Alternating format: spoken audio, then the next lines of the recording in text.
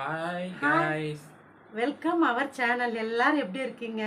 நாங்கள் சூப்பராக இருக்கோம். நீங்களும் நல்லா இருப்பீங்கன்னு நம்பிட்டு இருக்கோம். ஓகே, இன்னைக்கு என்ன இந்த பதிவில் பார்க்க போகிறோன்னா, இன்னைக்கு காதலர் தினம் கொண்டாடுற எல்லாருக்கும் எங்களோட அன்பான வாழ்த்துக்களை சொல்லிக்கிறோம், முதல்ல தெரிவிச்சுக்கிறோம்.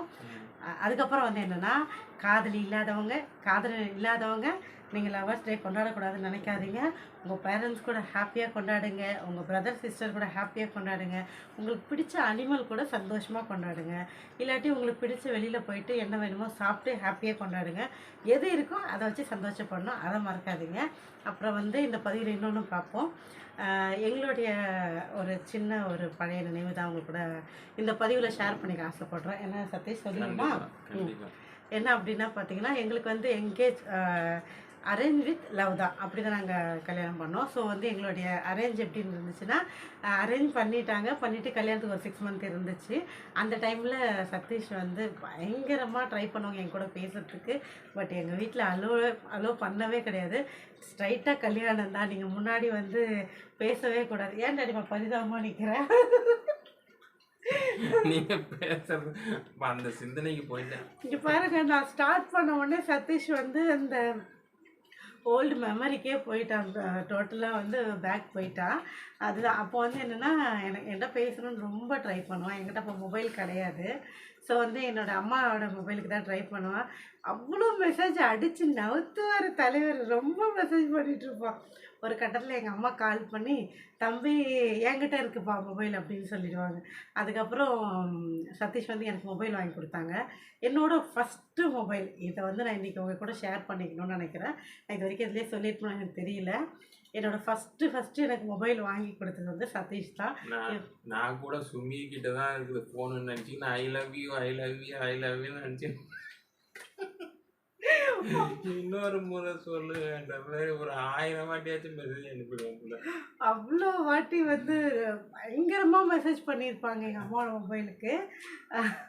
அதை வந்து என்கிட்ட கல்யாணத்துக்கு அப்புறம் தான் சொன்னாங்க. நான் அப்போ சரியாக கவனிச்சிக்கல, பார்த்தேன். பட் அதை நான் பெருசாக எடுத்துக்கல. கல்யாணத்துக்கு அப்புறம் தான் என்கிட்ட கேட்டாங்க இவங்க, அவ்வளோ மெசேஜ் அனுப்பிட்டேனா அப்படின்னு சொன்னாங்க. ஆனால் பாவி, வேறு வேலையே இல்லை, இதுதான் வேலையாகவே பார்த்துட்டு இருந்தியா நீ அப்படின்னு சொன்னேன்.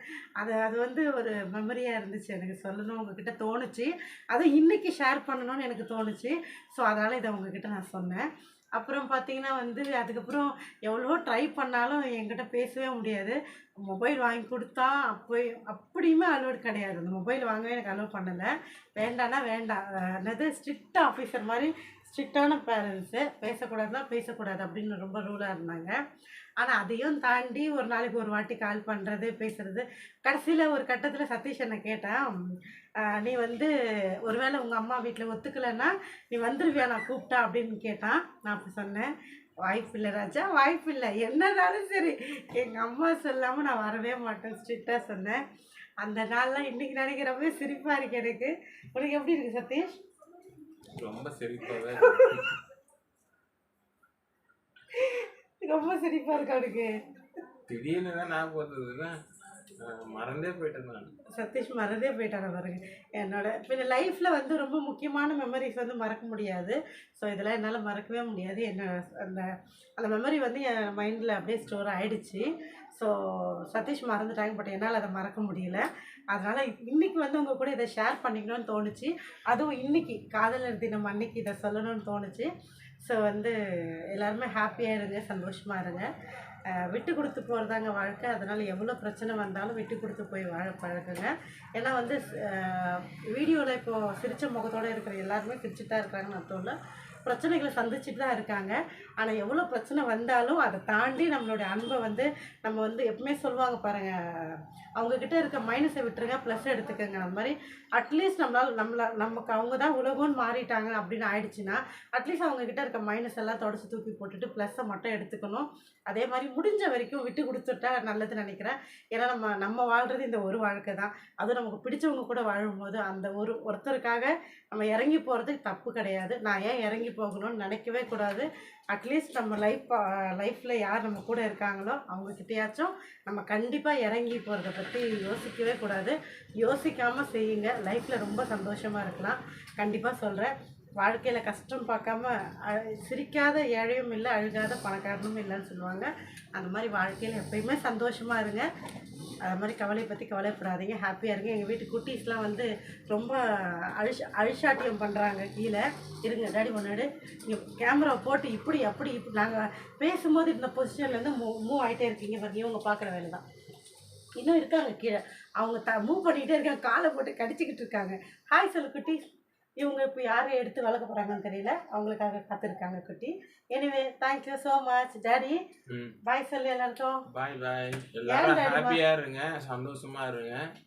பழைய நினைவுகள் ரொம்ப வருஷத்துக்கு அப்புறம் இன்னைக்கு தான் ஞாபகப்படுத்திருக்காங்க. அதனால சதீஷ் வந்து நினைச்சு பார்க்கும்போது எனக்கே ஷாக்கா இருக்கு. நானா இப்படி பண்ணா, அதுவும் மாமியாருக்கு போய் ஐ லவ் யூ மெசேஜ் இல்ல நான் சொன்னதெல்லாம் பிரச்சனை இல்லை சதீஷ்க்கு. என்னன்னா மாமியாருக்கு அனுப்பிட்டோமே, ஐயோ இதை வேற இன்னைக்கு ஞாபகப்படுத்திட்டாலே இவன் அப்படின்னு அந்த இதுக்குள்ள போயிட்டாங்க போல இருக்கு. என்ன சதீஷ் இப்படி சென்னாவ நினைச்சு பார்க்கல. அப்ப இவ்வளவு யோசிக்கிறேன், ஏன்டா அனுப்புனேன்? ஏன் அனுப்புனேன்? அப்ப தெரியலையே, நீதான் போன் வச்சிருக்கன்னு நினைச்சேன். ஒன்னு அனுப்பலாம், ரெண்டு அனுப்பலாம், ரிப்ளை வரல. திருப்பி ஏன்டா அனுப்புனேன்? திருப்பி அனுப்பணும்னு தோணுச்சு. அப்போ வெறி மாப்பிள்ளைக்கு ஒரு குத்து விட்டா சரி. சரிங்க, ஓகே, தேங்க்யூ ஸோ மச்ங்க. மறக்காமல் வீடியோ பாருங்கள், ஃபுல்லாக பார்த்துட்டு பிடிச்சிருந்தா ஷேர் பண்ணுங்கள், அதே மாதிரி கமெண்ட் பண்ணுங்கள். எங்கள் ஐடியா டாடி சொல்லு, ஃபாலோ பண்ணுங்கள், சப்ஸ்கிரைப் பண்ணுங்கள். Take care.